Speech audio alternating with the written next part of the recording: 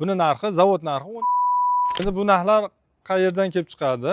Juda hadovoy bo'lgan eng ommabop razmerlardan biri 2026-yil gazobloykni narx-navolari bilan sizlarni tanishtirib o'taman. Assalomu alaykum YouTube kuzatuvchilari. Men Arkon gazobloyk zavodi rahbari Soyibjon bo'laman. 2026-yil iyul oyining o'rtalaridagi gazobloykni narx-navolari bilan sizlarni tanishtirib o'taman. Eng katta razmerimizdan boshlaymiz. Gazobloygimiz uzunligi 60, eniga 40, balandligi 20 bo'lgan gazobloygimiz. Bugungi kundagi zavod narxi 24 ming so'm. Keyingimiz juda hadovoy bo'lgan eng ommabop razmerlardan biri, uzunligi 60, eniga 30, balandligi 20 bo'lgan gazobloygimiz. Buni narxi, zavod narxi 17 ming so'm. Bu gazobloygimiz asosan uy qismini, korobka qismiga ishlatiladi. O'sha to'sin bosadigan, pilta bosadigan yuk ko'taruvchi hisoblanadi. 30 uriladi. Mejda komnatalar orasini bo'lgani 20 razmerda tikka qilib uriladi. Keyin yana bitta rosa bizda ko'p quruvchilarimiz oladigan gazobloygimiz o'lchamimiz 60 uzunligi, eniga 12 sm, balandligi 30 sm bo'ladi. Hozirgi kunda zavod narximiz 11 ming so'm. Buni o'sha mejda komnata перегородкаларga ishlatiladi. Gipsokarton bo'ladigan joyga bo'linadi. Endi bu razmerimiz uzunligi 60, balandligi 20, eni ham 20 bo'ladi. Buni zavod narximiz 12 ming so'm. Hozirgi kundagi narximiz 12 ming so'm. Endi bu narxlar qayerdan kelib chiqadi?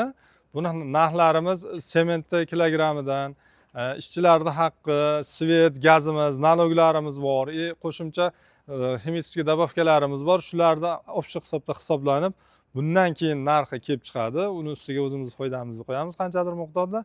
Undan keyin mana shunaqa narxlar kelib chiqadi. Buni osmondan olganimiz yo'q. Bu точно hisob-kitoblar orqali chiqqan narx-navo. Bu narx-navomiz 2019-yilda boshlagan bo'lsak, 2020-yildan massiv ishlab chiqarishni boshlagan bo'lsak, o'sha paytda ham gazobloyk narxi 17 ming, 18 ming so'm edi. Undan beri mana qancha narsalar oshib ketdi, go'sht oshib ketdi, misol uchun dollarlar qancha ko'tarilib ketdi, yoqilg'i, gazlar, lekin bizning gazobloygimiz hali ham o'sha eski narxida turibdi. Bunga eng katta sabab, oldin sementlar qimmatroq bo'lardi, zavodlar kam edi. Hozirgi kunda zavodlar ko'payib, sementlar arzonlagani hisobiga bizning gazobloygimizning narximiz hali ham o'sha 5-6 yilga eski narxda turibdi. Bundan arzoni ham bor. Bundan arzoni biz ham qilib bera olamiz. Bundan arzoni qanday bo'ladi? Misol uchun biz o'zimizni foydamizni olib tashlamaymiz.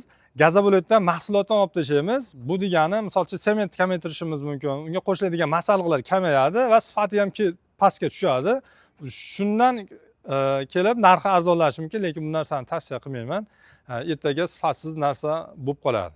Endi shu gaplarimga qo'shimcha qilib aytaman. Har doim faqat narxini surishtirmanglar. Gazobloyda sifatini, parlanganmi, parlanmaganmi, sertifikati bormi, shu narsalarni surishtirib, keyin gazobloyga olsalar maqsadga muvofiq bo'ladi. Eng yaxshi usuli zavodning o'ziga boring, siz narxini ko'rmang. Qaysi gazobloyk sizga eng zo'r ma'qul kelgani bo'lsa, yurangiz jiz desa, narxiga qaramang. U 19 mingdir, balkim 20 mingdir, balkim 16 mingdir. Sizga o'zingizga ma'qul kelgan o'sha sifatini tekshirib, eng zo'rini oling. Gazobloyk haqida qanday savollaring bo'lsa, kommentariyada yozinglar. Biz qo'limizdan kelgancha bilgan ma'lumotlarimizni beramiz. Bizni YouTube kanalimizda obuna bo'lmay kuzatib turganlar obuna bo'lib qo'ying va yoqti tugmasini bosib qo'ying. Bu kanalimiz rivojiga hissa qo'shadi va yaxshi mana shunday ma'lumotlar berishimizga bitta turtki bo'ladi. Agar sizlarga shunaqa sifatli gazobloyklar kerak bo'lsa, pastdagi raqamlarga aloqaga chiqinglar. O'zimiz tez fursatda yetkazib beramiz.